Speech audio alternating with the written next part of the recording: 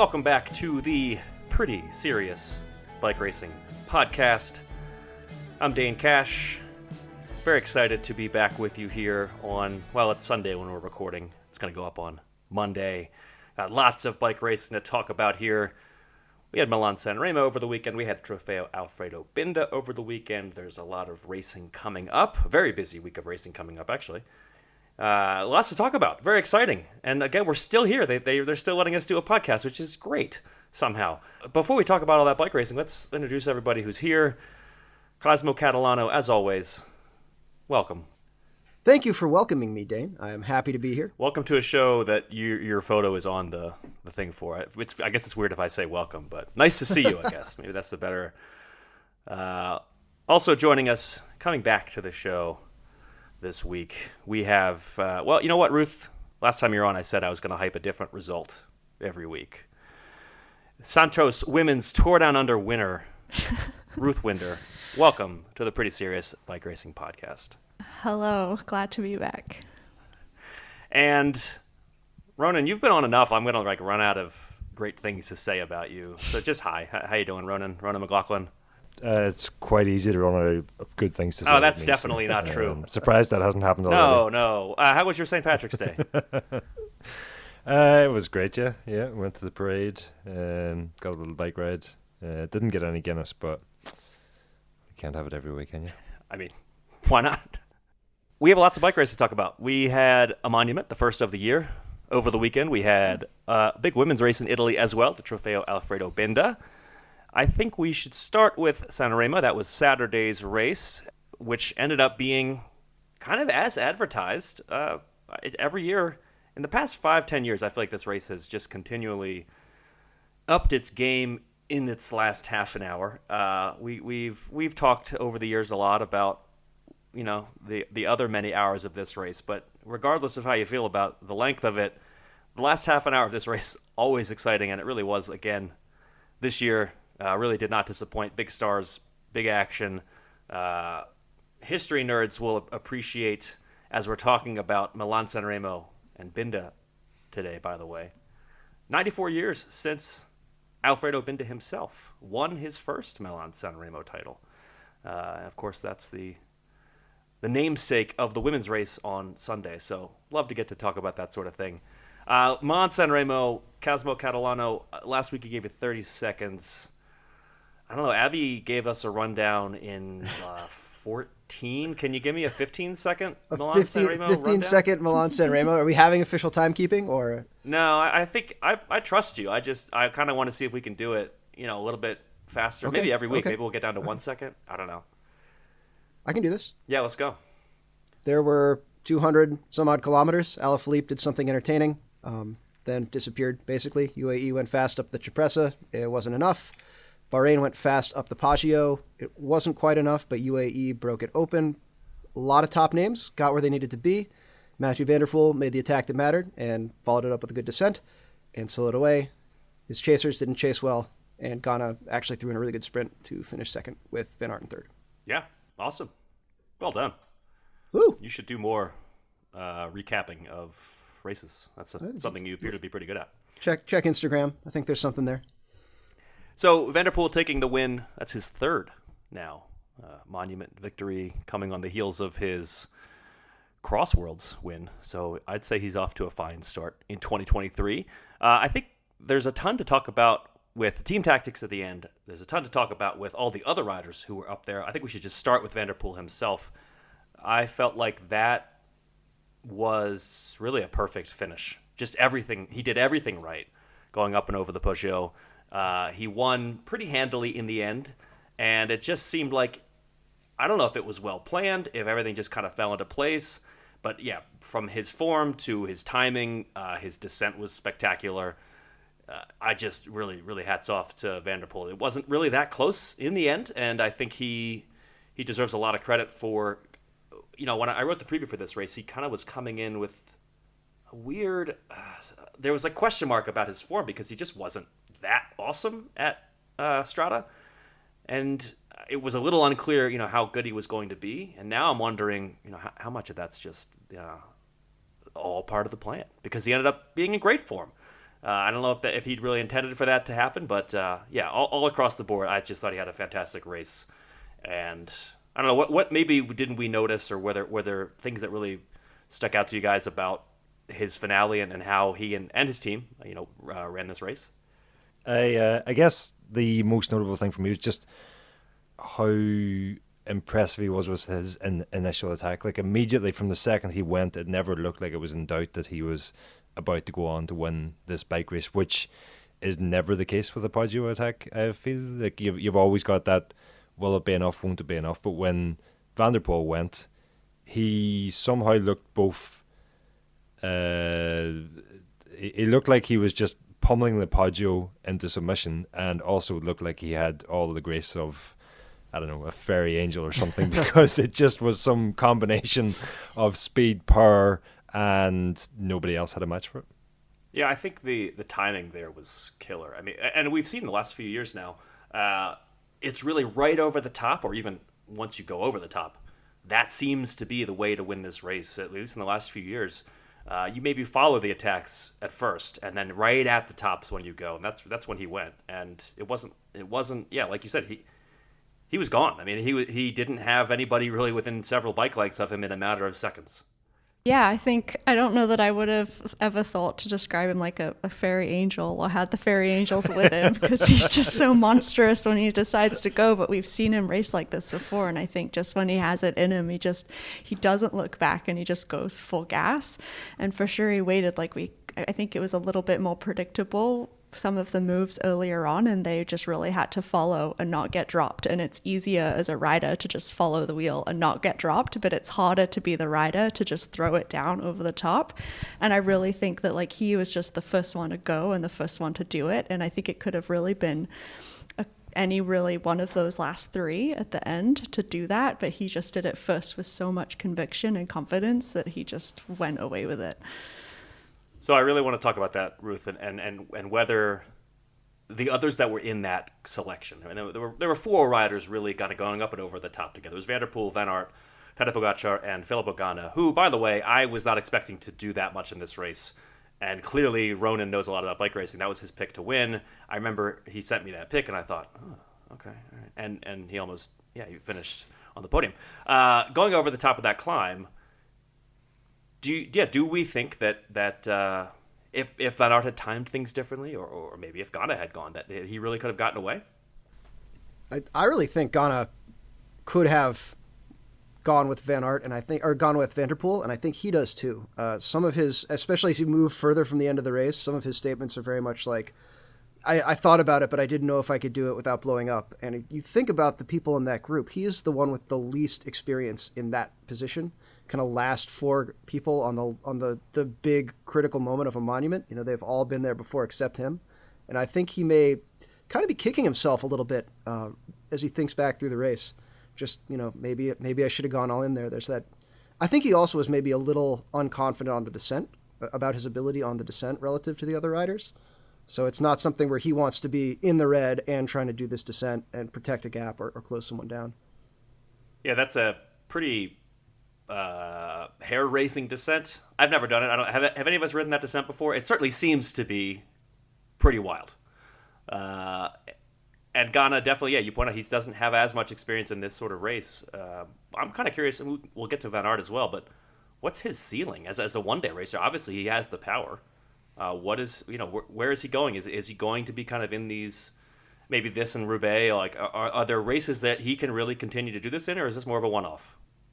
I'm sort of reluctant to say it because I hope I'm not right, but I do think also this may well turn out to have been his best opportunity to win San Remo, in that he didn't really have any pressure on him. Pidcock was out. It looked like they were, Ineos were having to use their backup plan and see what the best they could get from the situation was. But as you said, then I had tipped Ganna because of some of the performances he's done already this season, where he was just making impossible things look easy, like correcting a poorly positioned echelon scenario in Torino, like he was riding in a training group and climbing with some of the best climbers in San Juan, and just generally doing things that didn't seem possible. But having had this performance now, especially I think with the sprint that he pulled off, and we didn't really catch it on camera, so it's hard to know if it was a sprint or if it was a late attack that the others didn't react to quickly enough. But whatever it was, he finished second in Milan-San Remo and first of that chasing group. And I think even had he come in, last, which would have been fourth of the chasing group, he may still have flown onto the radar going forward. But I know certainly, finishing second in San Remo and finishing first in the chase group will mean he will have at least some more eyes on him moving forward, which might make it a bit more difficult. Ultimately, I don't think it would have made it any more difficult to achieve second yesterday had he had eyes on him. But I think his opportunity lay in others not expecting him to be that good in the finale of San Remo and being able to launch an attack that within the last 2K that the likes of Cancellara did previously, that if you get 1 second's hesitation, a rider like that has the gap and you just cannot close to them because there's so much power. And I don't know if he'll be given that sort of freedom in future. And maybe he doesn't need it. Maybe he's just got that much power he can break free regardless of who's watching him. I was going to say, I don't know that I felt like Ghana had gone under the radar that race. Like, he was one of the riders who went around to follow the Pogačar attack earlier when he came around Soren Krag, wasn't it? Well, Soren Krag tried to do it and couldn't do it, and then Ghana was the first one, I think the first one who went around him, and then Van Aert pulled Van der Poel back up, and it seemed like he just kind of, like, it seemed like Ghana just did it. Like, he was like, I have the power, I'm doing this, versus, Ghana's going, but no one's chasing him. So, but I wonder on a flatter course, perhaps Roubaix, whether, like you said, anyone is going to have the ability to do anything about the power he puts down in a situation like that, whether they're watching him or not. The altimetry of the course, I do think he's been climbing way better than we've ever seen him recently. And I think that gives him sort of an added ability to win these sorts of races. Obviously, it doesn't matter much for Paris-Roubaix. There's no climbing on that route at all. But I think this sort of race, and who knows what other races, maybe he starts to target. If he can climb a little bit better, which he has been doing, that opens up a lot of opportunities for him. So I think, I just think over at Ineos, they got to be pretty happy to come out of this with a second place finish. I mean, as you point out, Ghana himself probably thinks, okay, maybe I could have done a little better, but Ineos didn't have Pidcock, and they still landed on the podium in this race, which is pretty impressive for a team that I think has done a really nice job of putting together the Classics campaigns over the past few years that haven't gone their way in the Grand Tours. Just going back to your original question a second, Dane, you'd sort of, if I remember correctly, you'd asked, could anybody have done anything differently in that, or something to that effect? And I don't think they could once Van der Poel made that move, and I don't think they could even have done anything differently to stop it. Perhaps Pogačar could have played things a bit differently, but I think maybe Ghana is just remembering the rosier times, as we tend to do about our childhood summers. You only remember the good stuff, and that I think you work on instinct in that scenario. And if Van der Poel comes past you at that speed, you may well think later that you had the legs to follow, but you likely probably didn't. And Van Aert, in my opinion at least, looked like the one of those four who was in most bother on the Poggio. Well, Ruth, you were the one who kind of brought that up, and I actually kind of agree with you, Ruth. Was there someone that you thought that might be able to have done something differently to turn this around? I don't know. I kind of agree with Ronan. I think that, in hindsight, it's easy to say, oh, maybe I could have. But he just went with so much speed. I think unless you were the first to go, but unless you go full committal like that, it's just hard to get that kind of gap. And he just didn't even think twice about what he was doing. He just went full force with it. And it just seemed, obviously you had to be that strong to be able to make that happen. And we like to say we're not going to let a rider do something, when in reality, if you have the legs, you're not letting anybody do anything. They're just doing it, and they don't look back to ask you, which is how we saw Pidcock ride at Strada, right? He just went, and that's what he was doing, and he was riding his race. And I just think we saw that from Van der Poel. I completely agree there. There was a great interview post-race with Van der Poel where he said he wasn't worried about getting caught because he thought he still had good legs for a sprint, which was just the absolute confidence and commitment. He was just on that day. And he's such a coin toss. Sometimes he's an absolute space cadet, just crashing from bad position or in cross, like just nonsense crashes sometimes. He missed that ramp at the Olympics, and yesterday he was just so on. Like, he took, I don't know if it was an aggressive descent, but he nailed everything, and he's like, yeah, I wasn't going that hard. Like, it was just very, very dialed in and confident, and the complete opposite from Strada. Ronan, you mentioned Van Aert, and Van Aert was my sort of pre-race pick to win. I thought that he was a deserving favorite, considering his sprint.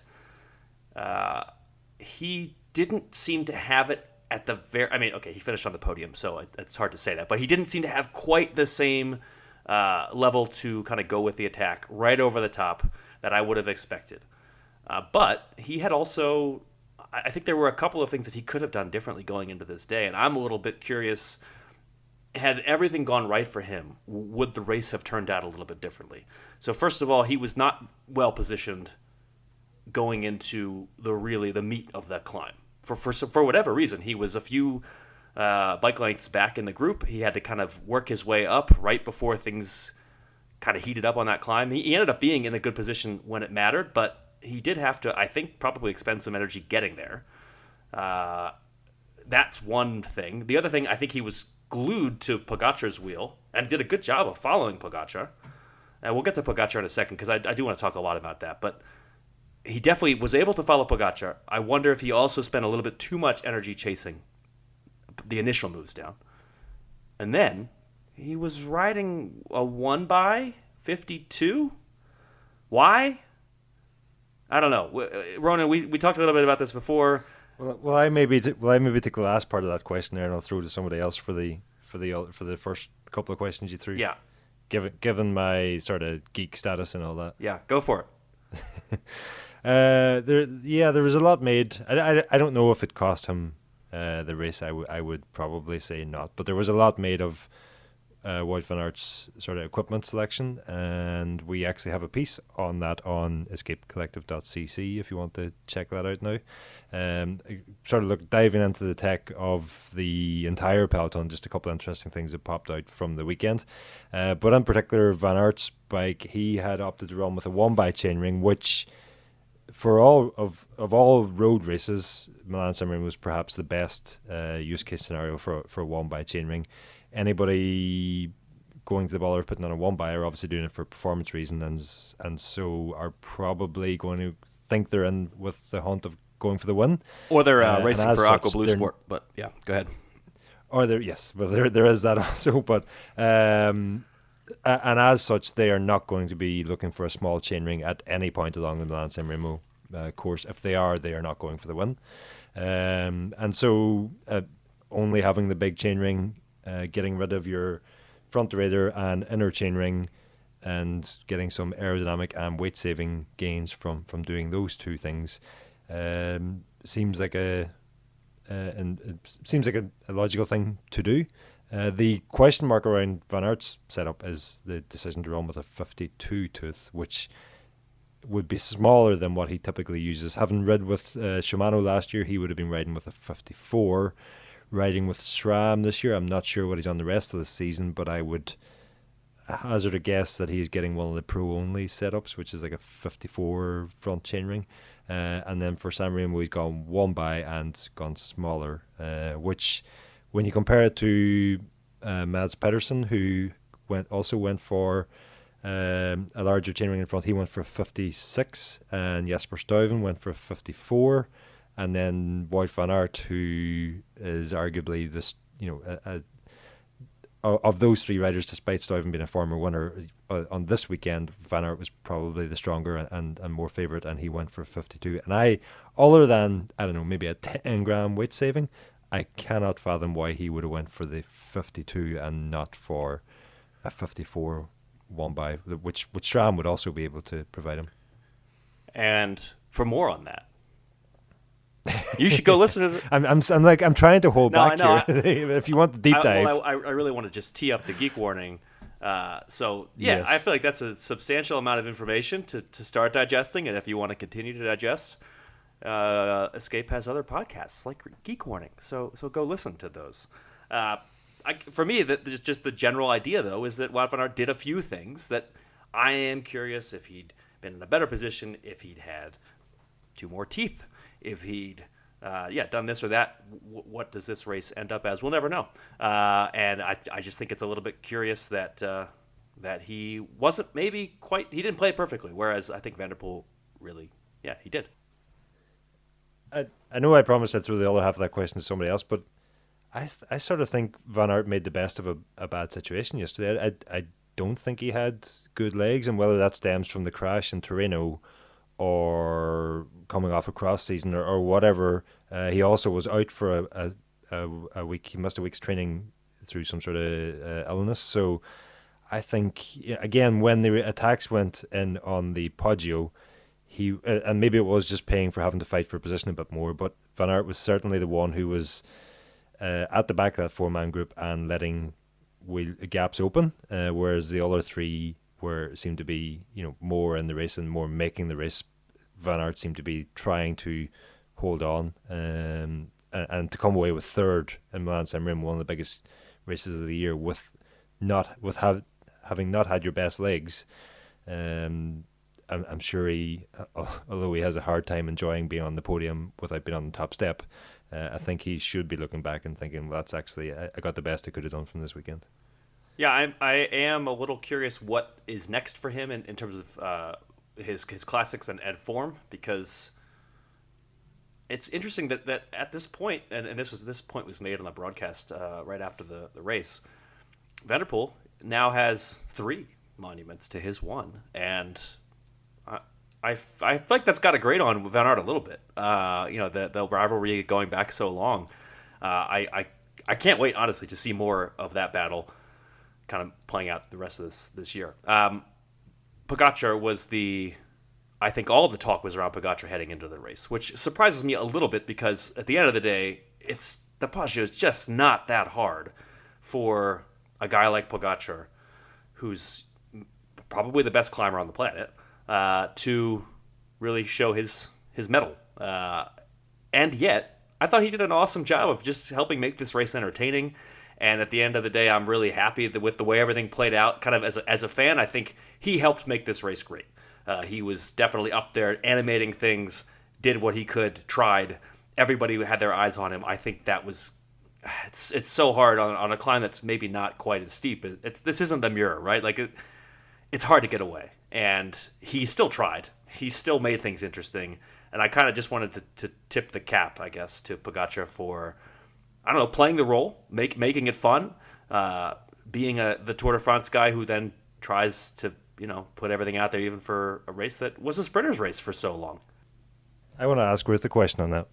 I looked at UAE and they seemed to have a battle plan going into the race that they were going to make it very hard in the Cipressa, and who knows what the plan was after that. But it seemed like they turned onto the Cipressa, and we've even heard in interviews since that they had a lot more headwind than they were maybe anticipating because of all the hairpins on the Cipressa, and that maybe scuppered their plan. It seemed to me like they had no plan B or no flexibility to move away from that. When a World Tour team has a plan going into one of the biggest races of the year and you find yourself in the heat of the moment and that plan is not going to work, should the call have come over the radio then to change it? Should the riders have known to change it? Should they just stick to the plan that they have, or what's your take on that? Yeah, first off, every single time one of those guys pulled off the front and then they were dying going backwards and there was still a massive peloton behind them, I'm just like, oh, it was their job to drop people and they've not done it. How depressing for each and every single one of them when they're going back. There's still so many people. That group is huge. It's like the worst thing when you're killing yourself on the front, just dying, and then you get dropped and you're like, wow, everybody is still here. Wow, good on me on that effort. I think at that point, right, like they didn't have that much option. Like what else were they supposed to do? What other card were they supposed to play? I think, like they had to set him up for an attack. They could have left it to somebody else maybe, but at the end of the day, they were just kind of looking to UAE to play that role. Like it's kind of I don't know, like earned or just expected in some degree from it. Teams just kind of race a certain way for a certain rider. So like maybe another team would have picked up that slack, maybe they wouldn't have, but like somebody had to make it hard or else it would have just been a mess. And it probably was still easier for them, you know, easier in quotations, to make sure that guy was in the right spot and go with that than try and change plan to, I don't really know what, to try and get him the win. Yeah, I think they played, they put some bets on some cards they couldn't see. Those cards got drawn, and they weren't in their favor. And I think they still did about as well as they were going to do, UAE did, with the circumstances. They got everybody except for 3 people away from Pogačar. That's right. Am I right when I say it that way? I think you're right. We'll have to ask Kate to really be perfect on that one. But yeah, I think you're right. Yeah, I mean, obviously they would have preferred the podium or the win, but the circumstances weren't in their favor, and they did what they could. They made the race really exciting and in a way that made sense, which is not always the case with Pogačar. And yeah, I hats off. Sorry it didn't work out. Welcome to bike racing. Yeah, I do think that if you're UAE, I guess Trentin is the other option that maybe is your other card to play. But they went all in on Pogačar, and I don't know, good on them. It made for a better race, I think, because I don't think Trentin's going to beat anybody in the sprint. Well, the follow-up question I was going to have there was, should they maybe have considered, each of the riders you mentioned, Ruth, were taking, at least from what I've seen, were taking long pulls on the front on the Cipressa, which suggests it wasn't at maximum intensity. When they sort of found themselves in that position anyway, should they just maybe have gone for the Pogačar tactic and just thrown the textbook out the window and went full, like proper full gas, 30-second lead out pulls, just to decimate the peloton as much as possible? Could something like that have worked?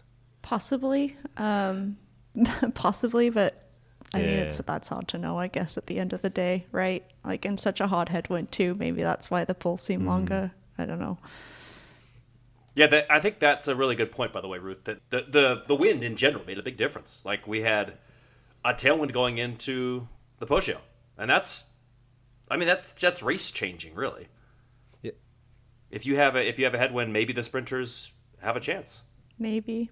I don't know about anymore. I don't know. I think sprinters having a chance with that group in the final would have been interesting. Let me rephrase that. Wout van Aert's really good at sprinting, and Mathieu van der Poel's pretty good at sprinting, and maybe they just wait for other people to do the catching, and they sprint anyway. And Ghana would have just attacked them all with the 500 meters to go anyway. Yeah, and it looks strong. That is true. It was the second fastest Milan-San Remo on record, wasn't it? And that was, frustratingly, that was kind of mostly because they had tailwind all along the coast, but then the climb, where you really want the action, they turned onto the climb, and then we're hearing they got headwind, which... Yeah, for anybody who, like myself, who was looking forward to Pogačar fireworks on the Cipressa, that was... We didn't get that, did we? I will say that sounds like an extremely interesting race, like the actual blowing up of the peloton on the Cipressa. I'm not sure anyone would know what to do in that situation because it hasn't happened in so long. But I would do a Kickstarter for that if UAE is interested. Love crowdfunding in general. We should talk about the sprinters. We should talk about how this was a sprinters race. We should talk about Alexander Kristoff and John Degenkolb and Mark Cavendish used to win this race. And all of a sudden, that doesn't really seem like something that could happen anymore. And they didn't make that many changes. I'm kind of curious. I'm just going to throw this question to the crowd here. Why can't sprinters win anymore? What's happened? I don't really know the history of who, I guess, used to come, like when those sprinters were winning, were the guys that were doing well in the Tour or guys that were doing well in, I don't know, hillier races in general showing up at that point? Or was it historically a sprinters race, therefore the sprinters were going and the sprinters were winning? And now I think we're seeing more of a racer that wants to do well in all of the races, and it doesn't really matter to them if it's historically a sprinter race or not. And maybe they see opportunity now that before wasn't allowed to be there. We see someone that wants to race the Tour and race the Spring Classics and do well, which I think is just a newer trend in general. I think that's actually a really good point where you've had, and I think Nibali may have done a lot to help with that, where you have a Tour winner coming to this race and maybe showing, hey, this can be done. And maybe that's all it took. The cast of characters is a little bit different. It's not just the sprinters. It really is. I mean, Tadej Pogačar, as we just said, he played a great role. Whether or not they did the right thing, putting all of their, weight behind him, who knows? But it definitely made the race different, the fact that he was going for it. Yeah, I would say that you don't have teams showing up with a sprinter planning to turn this into a sprint as often as you used to have. It's when you have 2 or 3 teams where their sole objective is to keep everything together and have their sprinter not in 50th place coming down the Poggio, it makes it very different than when you've got 2 teams that want to do that and 10 that want to break it up. Think of like Fossa Bordalo put 1 million dudes to keep Pataki in the group the year he won it. But even then, the sprinters who did win it were not like Cavendish almost lost to Hausler with a late attack the year he won. And other than that, John Degenkolb is almost as much of a classics rider as he is a sprinter. Eric Zabel was always a sprinter who could kind of get over stuff. Oscar Freire is another person who's not your typical like line everybody up and do a sprint sort of rider. So I think it's just sort of the pendulum moving around where you've got people who could. Wout van Aert could probably be a sprinter if he wanted to just be a sprinter, but there you have people doing more and more stuff, more versatile riders chasing more objectives. So it's not that same focus on getting everyone to the line. I think you hit the nail on the head there, Cosmo, when you basically said what you hear so often from directors going into Milan-San Remo now is we have a sprinter, whoever his name is, and if he gets over the Poggio, we'll do the race for him. But it's if. It's not like it was previously where sprinters teams went with their sprinter as their leader. It's now if the sprinter can get himself towards the finish, we will then turn our attention to helping them. But in the meantime, we've got Alaphilippe, Pidcock, Van Aert, Van der Poel, all the phenomenons who can do whatever they want, and we're going to race for them, which means making it as hard as possible on the Poggio, which also means the sprinters are not going to survive. So apart from Caleb Ewan, recently, who somehow managed to get himself over the Poggio as the fastest sprinter, but ultimately was unfortunate. There always seemed to be somebody ahead of him. I can't think of another sprinter who really could have targeted Milan-San Remo in the recent past. We should say that one of the big news stories of the past few days, talk of a women's San Remo. We're going to get to that in a second. But first, let's jump over to the Trofeo Alfredo Binda, which was today, as we're recording on Sunday. By the time you're getting to this, it was yesterday. Unless you're in Australia, which was like a week ago. Binda, Cosmo, 15 seconds. Can you do it? I think so. I believe in you. Cameras come on, lots of start-stop racing. Eventually a break is established with 3 riders. They are given a little leash and then brought back toward the top of one of the climbs where Shirin van Anrooy has to physically wave a motorcycle out of the way to make a big counterattack. She does not initially get a ton of space, but really sticks with it, digs. The break comes the pack comes close. They move back. She has to not run into another motorcycle, and then into the final climb. There's just no one left in the peloton to bring her back. She solos in. No one else in the picture. Teammate in second. Lisa Balsamo second. Nice job. Really, really, really impressive. Also impressive for Shirin for winning the race, but also just for you. That fast recap, I'm very impressed. I think Shirin's still coming out on top of that one. I think so too. We should, I think, first talk about Trek-Segafredo's dominant day. One, because yes. they played it really well across the board. I was very impressed with everything that Trek did today. And 2, the storyline so far this year in Women's World Tour racing has just been SD Works, dominating across the board, playing everything perfectly, having the strongest riders. Meanwhile, we watched today's race, and Trek, I think they played today's race as well as SD Works has played any race so far this year. We on this podcast are extremely lucky to have a former Trek rider and former racer of this very race, which is very exciting. So we can ask all kinds of questions. I'm pretty stoked about that. Trek today did everything right.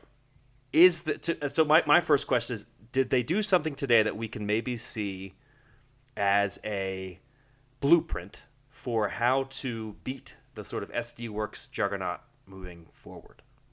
The floor is open.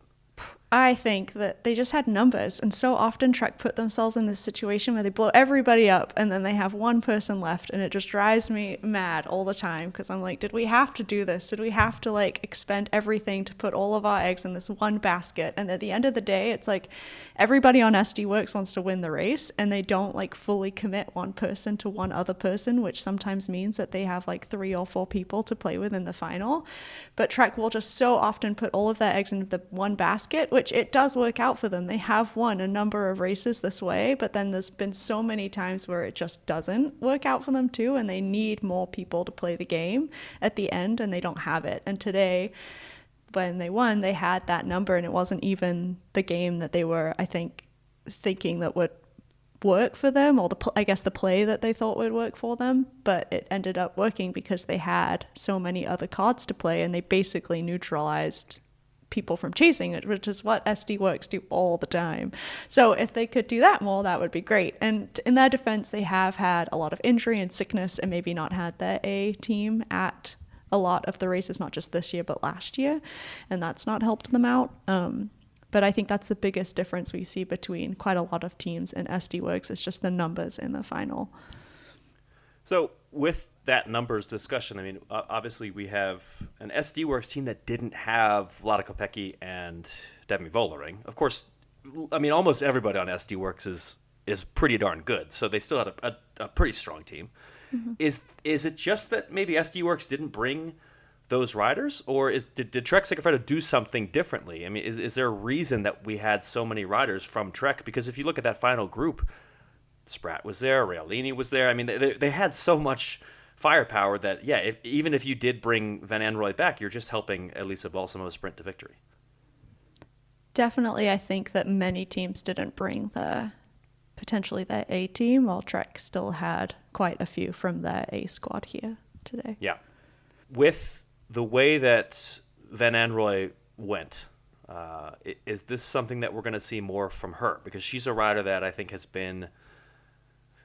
Yeah, there's a lot of excitement around her. She's a very talented young rider. She's 21 years old, which is, I mean, and she's been racing at the World Tour level since she was 20 years old, which she's obviously a very impressive young rider who's been a prospect for a little while now. She was a continental champion when she was a junior. She was a national champion at the time trial when she was a junior. What do we expect from her moving forward?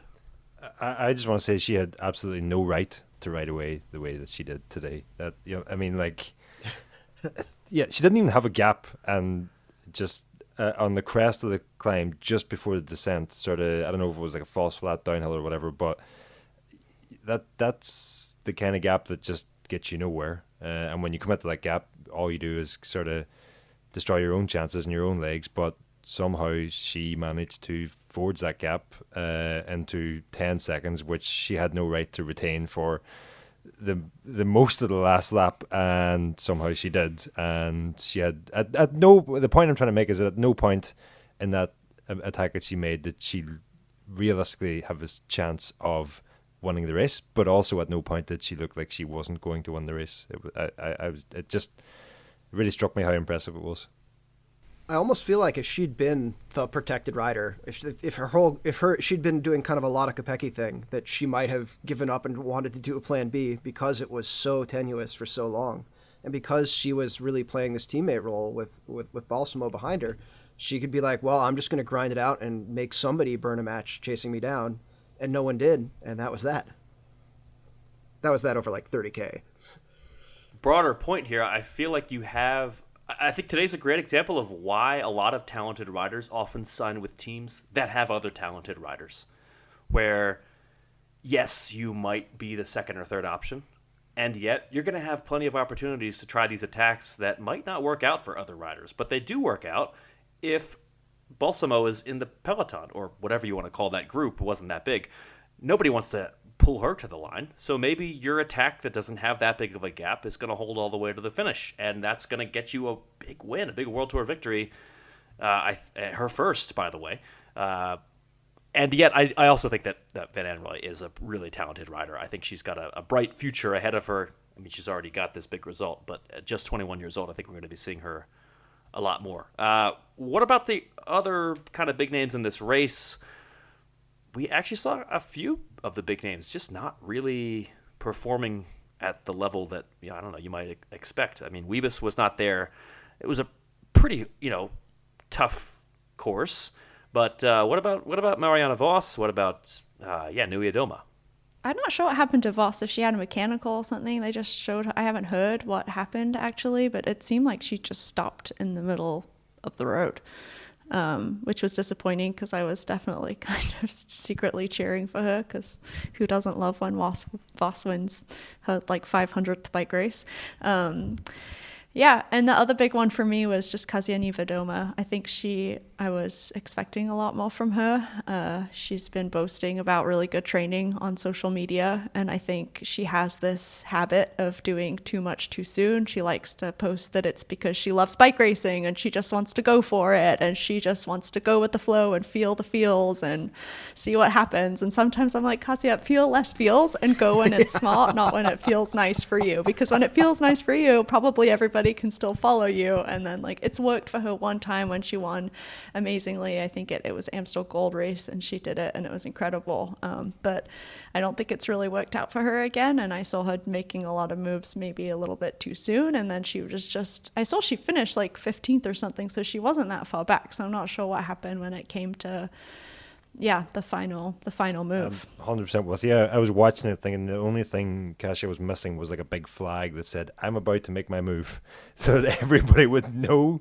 That was the only way it could have been more telegraphed.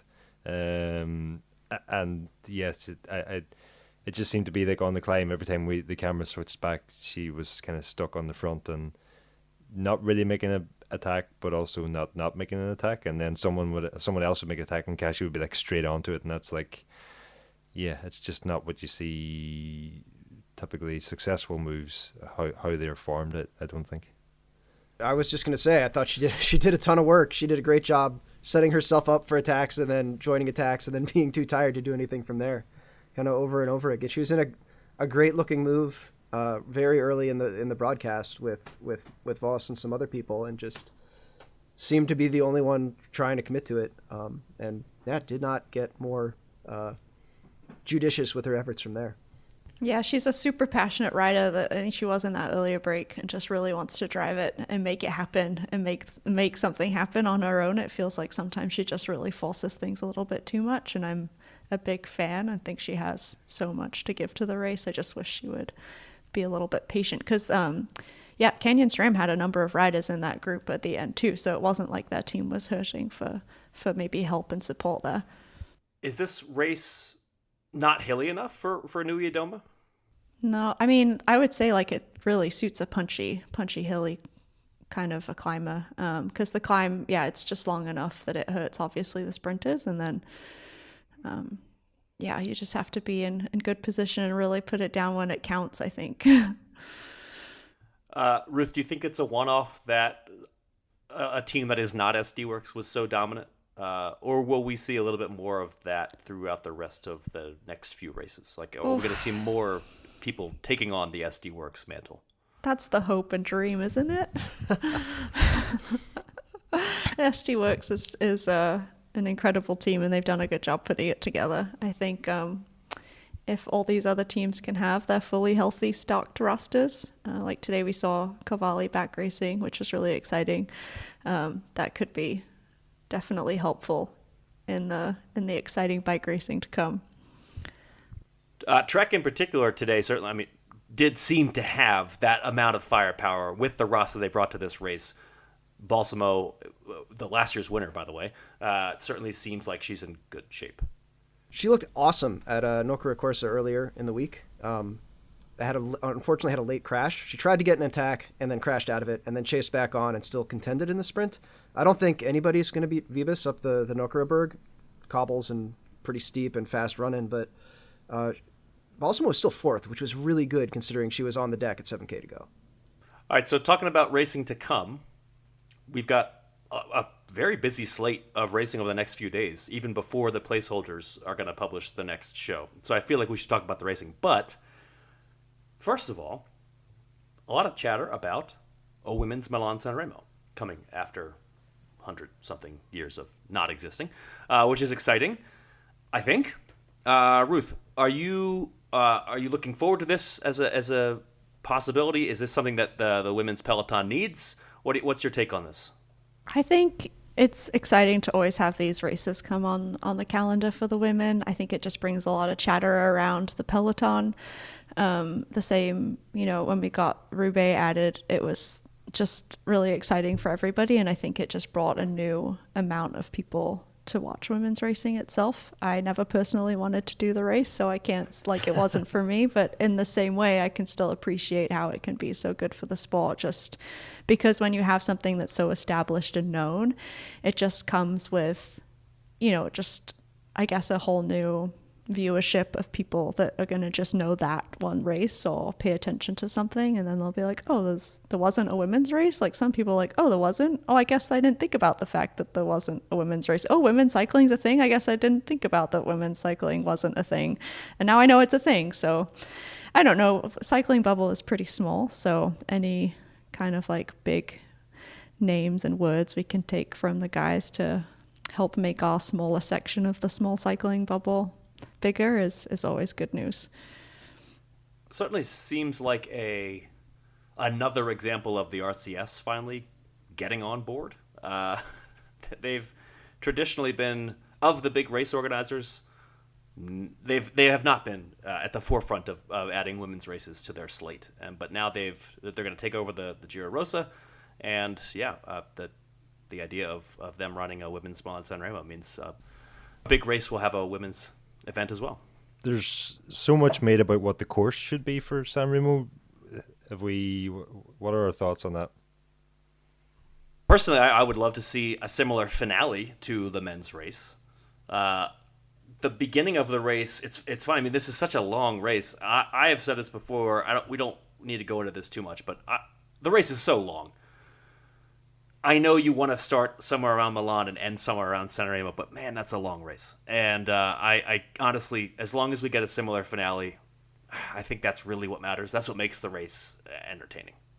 Yeah, I agree. I think that's kind of what makes it. I didn't turn on the men's until 40K to go, to be honest. And I was only excited for 27 or 26 and 0.8K to go or whatever it is. So, and I'm not sure how much would have changed if it was a lot shorter than it ends up being. I think those same 4 people would have been in the same position. But that's just my opinion.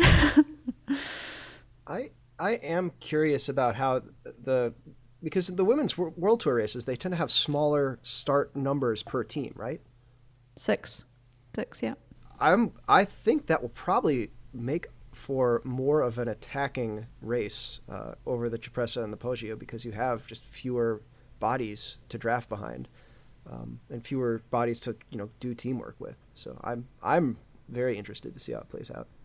Cosmo, you raised a point just now that I want to go back to Binda really quickly, which is the Trek-Segafredo won with one fewer rider than the rest of the peloton. They had 5 riders, also SD works, but most teams brought 6. Just another impressive day. So what you're saying is, when we were talking about the strength in numbers that Trek had, actually they didn't have the strength in numbers. Per rider, they're even stronger than everybody else, is actually the point we're making. Yeah. They were going for quality, not quantity. Exactly, which is that's a good way to go. All right, so what's coming up this week? We've got Catalunya starting on Monday. By the time you're listening to this, you will have already seen, I hope, because I hope you're listening to this, I hope that means you watch bike racing. You will have already seen the first stage of the Volta Catalunya, which is a race. I personally really, really love this race. I think it's a fun, very climber-oriented event.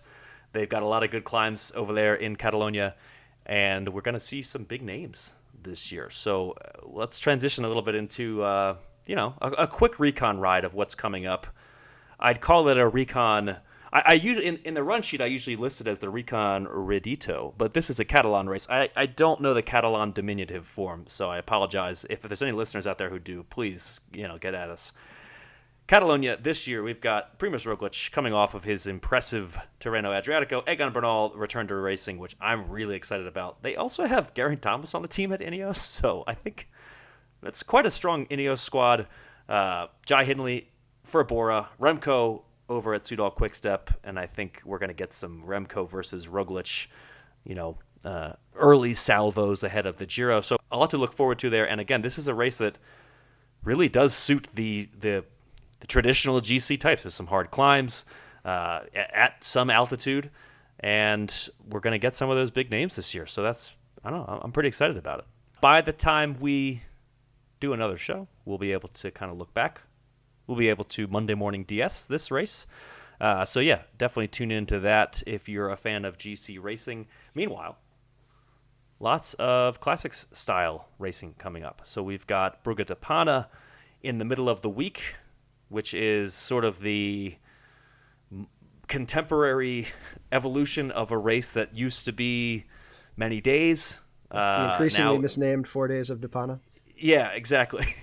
Now they've just settled, all right, this is a one-day race, and it's a World Tour race, and there's quite a few big names that are going. Maybe not all of the riders who are going to be stars at the Tour of Flanders, but on the men's side, you've got Fabio Jakobsen, you've got Dylan Groenewegen, you've got Sam Bennett and Jasper Philipsen, Arnaud Demar, Pascal Ackermann, lots of big sprinters for this race. Oh yeah, Mark Cavendish, he's a guy, he's won some Tour de France stages. We've talked about him a little bit here on the Escape Podcast Network. So there's that to look forward to in the middle of the week. That's on Wednesday, racing from Bruges to De Panne in Belgium. So that should be a good race. You'll have to be tuning into 2 World Tour races at once. I know some people have feelings about that. I mean, you look at NASCAR, you look at F1. They don't do this. I think this makes more sense than Tirreno and Pyrenees, because these races serve 2 very different purposes, very different sets of riders with very different season plans. But I think you really just got to pick one and make it the World Tour race and have the other one be the good tune-up for whatever it's the good tune-up for. I think the problem with this one is that Brugge de Panne should not be a World Tour race. The tour of the tram tracks. That's not a World Tour race to me. I'm with you there. I think that's the right call. You do make a good point about different kinds of riders, and it's funny, I think that Catalunya and also the Volta País Vasco, which comes up in a few weeks, they very much acknowledge this fact. They know, all right, we get the GC guys, and Belgium gets the classics guys and the sprinters, so we're not going to have any flat stages. We don't care about the sprinters at all. Sorry. On the women's side, we do have some pretty big names. It's a women's World Tour race as well. Balsamo and Lucinda Brand for Trek. Weebus going to be back in action for SD Works. Marta Bastianelli. Yeah, I think that's going to be another good opportunity to see a sprint showdown, possibly. And then later in the week, we get into really the even bigger classics. E3 on Friday, and then get Wevelgem men's and women's on Sunday. So that will be lots more to talk about by the time we have another podcast. There will be Catalunya, Brugge de Panne, E3, and Get Wevelgem. And by the time we're seeing you again, well, we're not going to see you again. You might see our photos on your whatever podcast app of choice you have, but we're gonna talk to you again. You're gonna hear us again. There will be lots of racing to talk about. Not just our photos, but our extremely well designed icons. Yeah, I agree. So we're really happy with that. Gent Wevelgem, E3, great races, by the way. Yeah. Ronan, you had an opinion about the World Tour-ness of Brugge de Panne, and I definitely feel like E3 and Gent Wevelgem for sure deserve that level. I remember the first time I went to E3, I believe that was the first classic I ever went to, the first one-day race I ever went to in Europe. And I remember getting there and seeing young people out on a lawn drinking out of a keg and thinking, this feels a lot like college football, but they're watching a bike race. What is this magical place that I'm in here? Belgium is amazing. I got to come back. So I do have a very soft spot in my heart for these races. Kind of to steal a quote from In Bruges, which is also Brugge. It's like a fairy tale, isn't it? But anyway, bad joke. Both E3 and the Gent Wevelgems are just the type of race that you're going to get excited for. You're going to sit down, depending on what time you're available, possibly watch them from start to finish. Whereas my point earlier about Brugge de Panne was like, apart from trying to watch riders avoid the tram tracks, you can just watch. It's almost guaranteed to be a sprint finish, and what precedes it is 2 hours of live coverage where you're like, oh, can they please just get to the finish already? Whereas there will not be a single second of that in the other races, and hence why I think they are World Tour races. Also, you should watch In Bruges if you're listening and you've never seen it. If you want to hear more Irish people talking about the city of Bruges, because you'll be able to do that if you watch that movie. We'll be back in a week, assuming we're allowed to keep doing this somehow. I think we'll be allowed. We'll see. In the meantime, you'll have some placeholders. You'll have some Geek Warning. You'll have some Wheel Talk. Lots of more bike racing podcasting to come on the Escape Network, which is, it's pretty amazing. I'm pretty stoked about it. Cosmo, Ronan, Ruth, we'll see you soon.